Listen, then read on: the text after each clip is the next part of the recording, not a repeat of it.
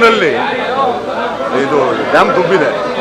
ಆದರೆ ಕರ್ನಾಟಕಕ್ಕೆ ಕೊಟ್ಟಿರೋ 284 TMCನ ಕರ್ನಾಟಕ ಫುಲ್ ಯುಟಿಲೈಸ್ ಮಾಡ್ತಾ ಇದೆಯಾ ಸರ್ ವಾಟರ್. ಒಂದು ತಮಿಳುನಾಡಲ್ಲಿ ಸರ್ವೆ ಪ್ರಕಾರ 14% ಜಾಸ್ತಿ ಮಾಡ್ಕೊಂಡಿದ್ದಾರೆ ಅವರು ಇರಿಗೇಷನ್ ಏರಿಯಾ.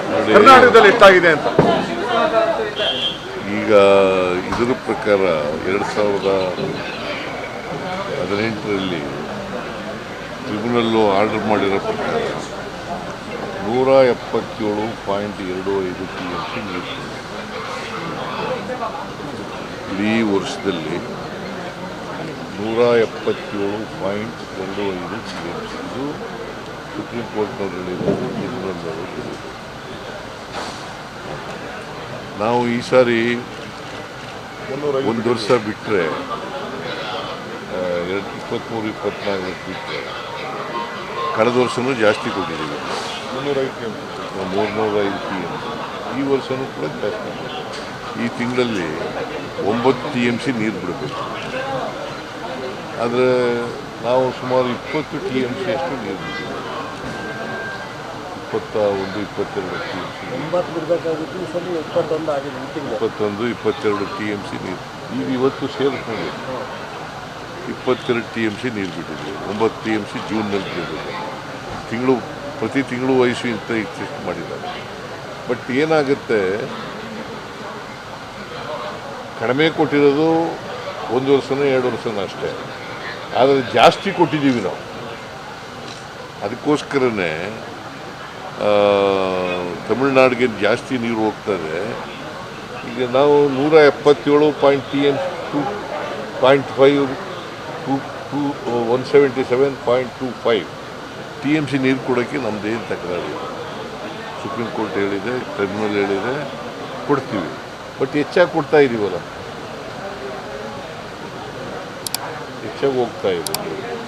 ಅದಕ್ಕೆ ಏನಾದ್ರು ನಮ್ಮ ರಿಸರ್ವಾಯರ್ ಏನದು ಮೇಕೆದಾಟು ಬ್ಯಾಲೆನ್ಸಿಂಗ್ ರಿಸರ್ವಾಯರ್, ಅದಕ್ಕೆ ನಾವು ಮಾಡ್ತಾ ಇರೋದು. ಅವ್ರಿಗೆ 177.25 ಕೊಡ್ತೀವಿ. They are entitled. ಬಟ್ ಸಂಕಷ್ಟಗಳ ವರ್ಷ ಬಂದಾಗ ಮಾತ್ರ ನಾವು ಹಂಚ್ಕೋಬೇಕು, ಸಂಕಷ್ಟನ ಹಂಚ್ಕೋಬೇಕು. ಅಲ್ಲ ಸರ್, ನಮಗಿರೋ ಶೇರು ನೀವು ಕರೆಕ್ಟಾಗಿ ಯೂಸ್ ಮಾಡ್ಕೊಳ್ತಾ ಇದ್ದೀರಾ ಸರ್? ಕರ್ನಾಟಕ ಯೂಟಿಲೈಸ್ ಮಾಡ್ಕೊಳ್ತಾ ಇದೆಯಾ ಅಂತ ಪೂರಾ ಉಪಯೋಗಿಸ್ಕೊತಾ ಇದ್ದೀವಿ. ಸಾಲದಿಲ್ಲ ಅದು ಸರ್. ಇಲ್ಲ ಸರ್, ಇದು ಇವಾಗ ವರ್ಣಾ ಕ್ಷೇತ್ರ, ಇವಾಗ ಮೈಸೂರು ಅಕ್ಕಪಕ್ಕ ಅರ್ಬನೈಸೇಷನ್ ಆಗಿ ಬಹಳಷ್ಟು ಜನ ವ್ಯವಸಾಯ ಮಾಡ್ತಾ ಇಲ್ಲ. ಅದನ್ನ ಎಕ್ಸ್ಪ್ಯಾಂಡ್ ಮಾಡ್ಬೇಕಲ್ಲ, ನೀವು ಬೇರೆ ಏರಿಯಾ ಕೊಡ್ಬೇಕಲ್ಲ ಸರ್ ನೀರನ್ನ? ಬೇರೆ ಏರಿಯಾ ಕೊಡ್ತಾ ಇದ್ದೀವಿ, ಅದಕ್ಕೂ ಸಂಬಂಧ ಇಲ್ಲ.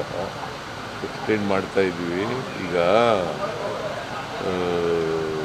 170 ನಮಗೆ ಎಷ್ಟು ನೀರು ಕೊಟ್ಟಿದ್ದಾರೆ ಅಷ್ಟು ನೀರನ್ನು ನಾವು ಬಳಸ್ಕೊತಾ ಇದ್ದೀವಿ. ಮೇಕೆ ಕೇಂದ್ರ ಸರ್ಕಾರದವರು ಅದನ್ನು ಅನುಮತಿ ಕೊಡಬೇಕು. ಇಲ್ಲಿ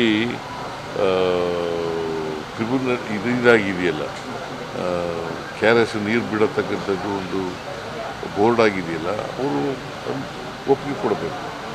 ಅಲ್ಲ, ಸರ್ ಇನ್ನು ಎಷ್ಟು ವರ್ಷ ಸರ್ ಇದು? ನಾವು ಈಗಾಗಲೇ ಮೇಕೆದಾಟು ಆಫೀಸ್ನ ಓಪನ್ ಮಾಡಿದ್ದೀವಿ. ಆಗಲೇ ನಮ್ಮ ಕನಕಪುರದವರು ಒಂದು ಆಫೀಸ್ ಓಪನ್ ಮಾಡಿ ಆಗಲೇ ಲ್ಯಾಂಡ್ ಅಕ್ವಿಸಿಷನ್ ವಿಚಾರ, ಎಲ್ಲೆಲ್ಲಿ ಹೋಗಬೇಕು, ಫಾರೆಸ್ಟ್ಗೆ ಆಲ್ಟರ್ನೇಟಿವ್ ಬೇಕು ಅಂತ ನಾವೆಲ್ಲ ಸಿದ್ಧತೆ ಏನೇನು ಬೇಕೋ ಅದಕ್ಕೆಲ್ಲ ನಾವು ಮಾಡ್ಕೊಳ್ತಾ ಇದ್ದೀವಿ. ಒನ್ಸ್ ವಿ ಆರ್ ಅಲ್ಲಿ ಕೋರ್ಟಲ್ಲೂ ಕೂಡ ಪ್ರೆಸೆಂಟ್ ಮಾಡಿದ್ದು. ಈಗ ಸದ್ಯದಲ್ಲಿ ಅವರು ಕೂಡ ಒಂದು ಡಿಸಿಷನ್ ಸದ್ಯದಲ್ಲೇ ತೆಗೆದುಕೊಳ್ತಾರೆ. ಅಲ್ಲ sir, every year you are giving 100 TMC more. How long you should wait? ಯಾಕಂತಂದ್ರೆ ಇದು ಅನ್ನೆಸೆಸರಿ ವೇಸ್ಟು. 14% ತಮಿಳ್ನಾಡು ಜಾಸ್ತಿ ಮಾಡ್ಕೊಂಡಿದೆ ಇರಿಗೇಷನ್ ಏರಿಯಾ. ಬಟ್ ಕರ್ನಾಟಕದಲ್ಲಿ ಆಗಿಲ್ಲ. ಅದು ನಾವು ಮಾಡಿದ್ವಿ 6% ನಾವು ಮಾಡಿದ್ವಿ. ಈಗ ಸಪೋಸ್ ಮಂಡ್ಯದಲ್ಲಿ ಈಗ ಹೆಚ್ಚು ಕಮ್ಮಿ 1,000 ಕೋಟಿ ರೂಪಾಯಿ ಬರೀ ಮಂಡ್ಯಕ್ಕೇನೆ ಈ ವರ್ಷ ಇನ್ವೆಸ್ಟ್ಮೆಂಟ್ ಮಾಡಿದ್ವಿ. ಎನ್ಹಾನ್ಸ್ಮೆಂಟು, ನೀರು ವೇಸ್ಟ್ ಆಗೋದನ್ನ, ಲಾಸ್ಟ್ ಮೈಲ್ ಕನೆಕ್ಟಿವಿಟಿ, ಇಂಥವೆಲ್ಲ ಕೂಡ ಬರೀ ಮಂಡ್ಯಕ್ಕೇನೆ. ಬಟ್ ಇದು ಕಬಿನಿ ಏರಿಯಾಲ್ ಆಗಿಲ್ಲ ಸರ್. ಈ ವರ್ಷ ಕಬಿನಿ ಏರಿಯಾನು 400 ಕೋಟಿ ರೂಪಾಯಿ ಈ ವರ್ಷ ನಾವು ಕೊಟ್ಟಿದ್ದೀವಿ ಕಬಿನಿ ಏರಿಯಾ. ಮಹಾರಾಷ್ಟ್ರದಲ್ಲಿ ದ್ವಿಭಾಷಾ ಸೂತ್ರನ ಒಪ್ಪಿಗೆ ಕೊಟ್ಟಿದ್ದಾರೆ. ಕರ್ನಾಟಕದಲ್ಲೂ ಕೂಡ ಆ ಥರದೊಂದು ಚರ್ಚೆ ಶುರುವಾಗಿದೆ. ತಾವು ಒಪ್ಪಿಗೆ ಕೊಡ್ತೀರಾ? ಯಾವುದು ದ್ವಿಭಾಷಾ ಸೂತ್ರ? ಕರ್ನಾಟಕದಲ್ಲಿ ತ್ರಿಭಾಷಾ ಇದೆ. ನಾವು ವಿ ಆರ್ ಫಾರ್ ದ್ವಿಭಾಷಾ ಸೂತ್ರ. ಗೊತ್ತಾಯ್ತಾ? ನಮ್ಮ ಸರ್ಕಾರ ದ್ವಿಭಾಷಾ ಸೂತ್ರಕ್ಕೆ ಬದ್ಧ.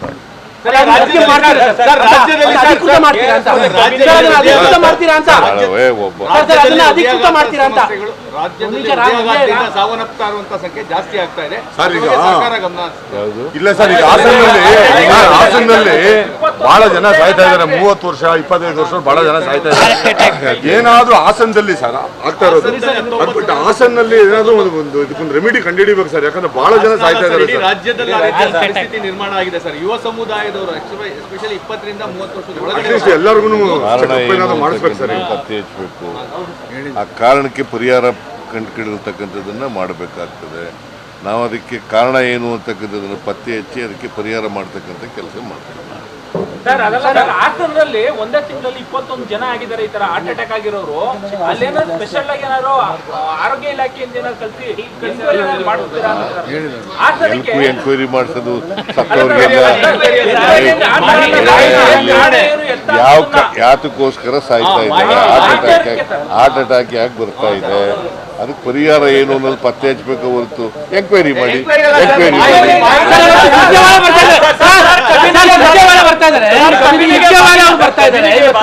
ಎಲ್ಲ ಶಾಸಕರ ದೂರುಗಳನ್ನ ಕೇಳ್ತಾ ಇದ್ದಾರೆ. ತಮ್ಗೇನು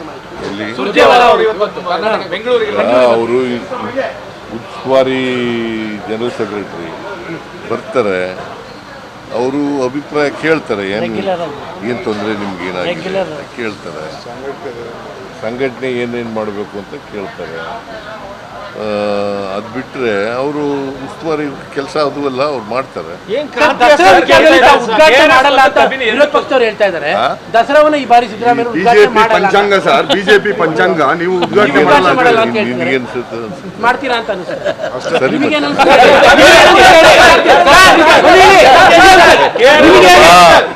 ಬಿಜೆಪಿ ಅವರು ಇದ್ದಾರಲ್ಲ, ಸುಳ್ಳು ಹೇಳೋದ್ರಲ್ಲಿ ನಿಶ್ಚೀಮರು.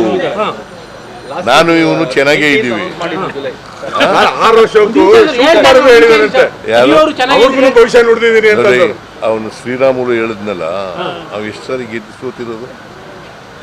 ದಸರಾವನ್ನ ಈ ಬಾರಿ ಸಿದ್ದರಾಮಯ್ಯ ಉದ್ಘಾಟನೆ ಬಿಜೆಪಿ ಮಾಡಲ್ಲ ಪಂಚಾಂಗ ಸರ್, ಬಿಜೆಪಿ ಪಂಚಾಂಗ ನೀವು ಉದ್ಘಾಟನೆ ಮಾಡಲ್ಲ ಅಂತ ಹೇಳಿ. ಅಂತ ಹೇಳ್ತಾರೆ. ನಿಮ್ಗೆ ಅನ್ಸುತ್ತೆ ಮಾಡ್ತೀರಾ ಅಂತ ಅನಿಸುತ್ತೆ. ಸರಿ ನಿಮಗೇನು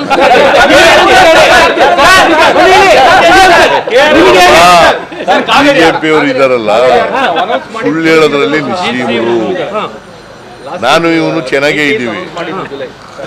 6 ವರ್ಷಕ್ಕೂ ಶಿವಕುಮಾರ್ ಹೇಳಿದಾರಂತೆ, ಅವ್ರಿಗೂ ಭವಿಷ್ಯ ನುಡಿದಿದ್ದೀನಿ ಅಂತ ನೋಡಿ, ಸರ್. ಅವನು ಶ್ರೀರಾಮುಲು ಹೇಳಿದ್ನಲ್ಲ, ಅವು ಎಷ್ಟು ಸಾರಿ ಗೆದ್ದು ಸೋತಿರೋದು. ಎಷ್ಟು ಸಾರಿ ಸೋತಿರೋದು. ಶ್ರೀರಾಮರು ಸರ್ ಪಾರ್ಲಿಮೆಂಟ್ಗೂ ಸೋತ, ಅಸೆಂಬ್ಲಿಗೂ ಸೋತ, ಮತ್ತೆ ಅವನು ಭವಿಷ್ಯನು ಹೆಂಗ್ ನುಡಿತಾನೆ. ಏನ್ ನಿಮ್ ಇಬ್ರ ನಡುವೆ ತಂದಾಗ ನೋಡಪ್ಪ, ಈ ಸರ್ಕಾರ 5 ವರ್ಷ ಬಂಡೆ ತರ ಭದ್ರವಾಗಿರುತ್ತದೆ.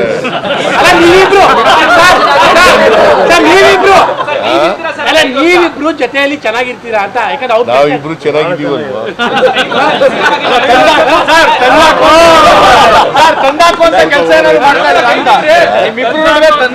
ನೋಡಪ್ಪ, ಯಾರು ಹೇಳಿದ್ರು ನಾವು ಕೇಳಲ್ಲ.